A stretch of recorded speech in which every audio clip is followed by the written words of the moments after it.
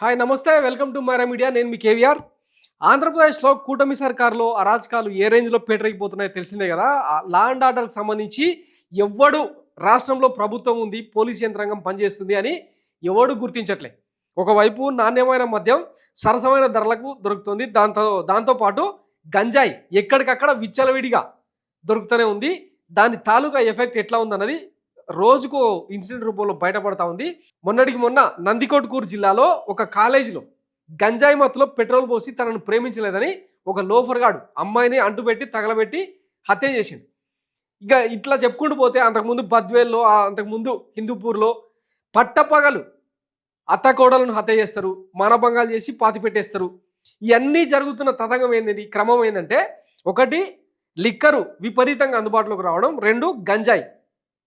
వీటిని ఎరాడికేట్ చేస్తామని చెప్పే కదా ఈ కూటమి సర్కారు. కూటమిలోని కీలక నేతలు రాష్ట్ర ప్రజలకు హామీ ఇచ్చి అధికారంలోకి వచ్చింది. తర్వాత ఏం జరిగింది ఈ 6 నెలల్లో? నిన్న కలెక్టర్ల సదస్సులో మాట్లాడతారు. 4000 చెక్ పాయింట్లను కనిపెట్టినాం, వాటన్నిటిని కూడా డ్రోన్లు పెడతారా లేకపోతే ఇంకొకటి పెడతారా, మీ ఇష్టం, ఎట్లాంటి యంత్రాంగానైనా వాడుకొని ఈ గంజాయిని మాత్రం మొత్తంగా సమూలంగా నిర్మూలించాలని చెప్పి ఆయన మాట్లాడతారు. ఎవరు? మన ది గ్రేట్ విజనరీ బాబు గారు. కానీ రాష్ట్రంలో జరుగుతున్న కథలు ఏంటంటే, ఇదిగో పట్టపగలు ఒక పిల్లగాడు గంజాయి మత్తులో ఎక్కడ పెనమలూరులో డ్రగ్స్ మత్తులో వీరంగం సృష్టించిన వాడిని కట్టేసి పోలీసులు వచ్చేదాకా వెయిట్ చేసి అప్పగించారు అనమాట. నిండా 15-20 ఏళ్ళు నిన్న ఈ పోరగాడు ఊరు గ్రామం మొత్తం ఏకమయ్యి కట్టేసి తాళ్లతో వైర్లతో కట్టేసి ఆఖరికి పోలీసులకు సమాచారం ఇచ్చి హ్యాండ్ ఓవర్ చేసిన పరిస్థితి. ఎటుపోతుంది రాష్ట్రం?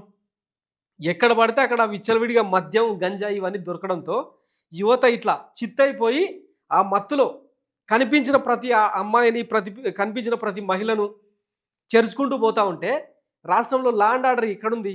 ఏం సమాధానం చెప్పదలుచుకున్నారు వీళ్ళు? ఇక మైకుల ముందర మీటింగులు పెట్టి, ప్రెస్ కాన్ఫరెన్సులు పెట్టి, కలెక్టరేట్ల సమావేశం పెట్టి అధికారులను బ్లేమ్ చేసుడు.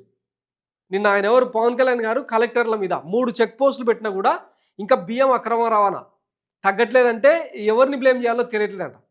ఎవరిని బ్లేమ్ చేసేది కాదు, మిమ్మల్ని మీ సిగ్గుపడాలి. మీ ముఖాలు మీరు అద్దంలో చూసుకొని సిగ్గుపడాలి. ఎందుకంటే మీరే కదా పోయి కాకినాడ పోర్టుకు సీజ్ ద షిప్ అని చెప్పి ఆర్డర్లు వేసింది. అసలు ఆ షిప్పు వ్యవహారం ఏంది? అది ఎవరి ఆధీనంలో ఉంటుంది? కస్టమ్స్ అధికారులు ఎందుకు అట్లా తలొగ్గినరు? ఈ మొత్తం మాఫియా, ఎక్స్పోర్ట్స్ మాఫియాలో ఎవరెవరు ఉన్నారు, ఎన్ని పార్టీల కార్యకర్తలు, నేతలు ఉన్నారు, ఈ క్విడ్ ప్రోకో రాజకీయం ఏంది, ఇవన్నీ తెలియకుండానే సీజ్ ద షిప్ అన్నవా? సో ఇది కూడా అట్లనే అనమాట. గంజాయిని మీ కూటమి సర్కారు నిర్మూలించే అవకాశం ఉందా? ఎందుకంటే మొత్తం ఈ దందా మొత్తం మన తెలుగు తమ్ముళ్ళ చేతుల్లో, జన సైనికుల చేతుల్లో, మొన్నటిదాకా వైసీపీ చేతుల్లో ఉన్నదన్నమాట. ఇది ఒక పెద్ద ఆదాయ వనరు అన్నట్టు. ఈ రియాలిటీని మర్చిపోయి ఆయననేమో నీతి సూత్రాలు, సనాతన ధర్మాల గురించి మాట్లాడుతూ ఉంటే రాష్ట్ర ప్రజలు నవ్విపోతూ ఉన్నారు. తమ అసమర్థతను, తమ అవివేకాన్ని ఇట్లా నిరూపించుకుంటూ పదే పదే బ్లేమ్ అవుతున్నది వీళ్ళు, ఈ కూటమి సర్కార్లోని కీలక నేతలు, కీలక పెద్దలు.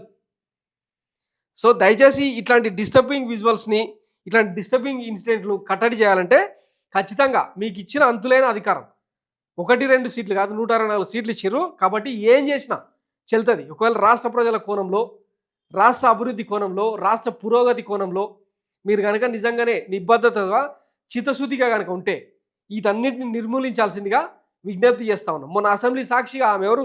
కడప ఎమ్మెల్యే మాధవిరెడ్డి మొన్న ఒక తీవ్ర ఆరోపణ చేసింది. కింద బార్ షాపులు, వైన్ షాపులు, పైననేమో రీహాబిలిటేషన్ సెంటర్లు. అంటే ఈ గంజాయి మత్తు నుంచి యువతను చిత్తి కాకుండా వాళ్ళకి కౌన్సిలింగ్ ఇచ్చేదానికి ఏర్పాటు చేసి సెంటర్. ఇది మన కూటమి ప్రభుత్వంలో జరుగుతున్న తతంగం. దీనికి ఎవరిని బాధ్యులను చేద్దాం? మనమేమో హోంమంత్రి పదవి కనుక నేను తీసుకుని ఉంటే కథ ఇంకోలాగా ఉండేది అని చెప్పి పవన్ కళ్యాణ్ గారు మాట్లాడతారు. వంగలపూడి అంత మేడం లా అండ్ ఆర్డర్ సూపర్గా పనిచేస్తుందని ఆమె చెప్పుకుంటుంది. బాబు గారేమో 1995 నాటి చంద్రబాబు 2.1 ఇప్పుడు చూపిస్తా అని చెప్పి ఎట్లాంటి పాలన చూపిస్తున్నారో చూస్తూనే ఉన్నాం కదా. ఇది నడుస్తుంది అనమాట. టోటల్గా బీహార్ ఆంధ్రప్రదేశ్ నేరాల కోణంలో బీహార్ ఆంధ్రప్రదేశ్గా, గంజాయి కోణంలో మత్తాంధ్రప్రదేశ్గా తయారైంది ఈ 6 నెలల్లో. ఇప్పటికీ కూడా ఇంకా వైసీపీని బ్లేమ్ చేసుకుంటూ కూర్చుంటే జనాలు చీకొడతారు. సార్ కొంచెం దయచేసి ఇవన్నీ జరగకుండా కొంచెం దిద్దుబాటు చర్యలకు దిగండి. పోలీసు వాళ్ళకు, యంత్రాంగానికి కొంచెం ఫ్రీ హ్యాండ్ ఇస్తే ఖచ్చితంగా వాళ్ళు లా అండ్ ఆర్డర్ని ఎట్లా సెటరేట్ చేయాలో వాళ్ళకి తెలుసు. ఆ పని చేయండి ఫస్ట్. ఎందుకంటే ఎక్కడికక్కడ నియోజకవర్గాల్లో ఎమ్మెల్యేల గ్రిప్‌లో ఆళ్ళ బంధువుల గ్రిప్‌లో చూసినాం కదా! బర్త్‌డే కేకులు కట్ చేసేదానికి కూడా పోలీసోళ్ళు పోయి సెల్యూట్లు చేస్తున్న పరిస్థితులు కనిపిస్తా ఉన్నాయి. ఇట్లా ఊడిగం చేసే పరిస్థితులు తీసుకొచ్చిన తర్వాత వాళ్ళు ఇంక జనం కోసం ఏం పని చేస్తారు? సో, ఇది జరుగుతుంది. దీని నుంచి రివైవ్ కావాల్సింది మీరే. రివైవ్ చేసుకోవాల్సింది మీరే. ఆ పని ఎప్పుడు చేస్తారో మరోవైపు జమిలి ఎన్నికలు తరుముకొస్తా ఉన్నాయంట. ఇట్లనే జరిగితే మీ కూటమి సర్కారును బొందబెట్టడం పెద్ద మ్యాటర్ ఏం కాదు ఆంధ్రప్రదేశ్ ప్రజలకు. చూసుకోండి జర. Thanks for watching Myra media. నేను మీ కేవీఆర్. Thank you.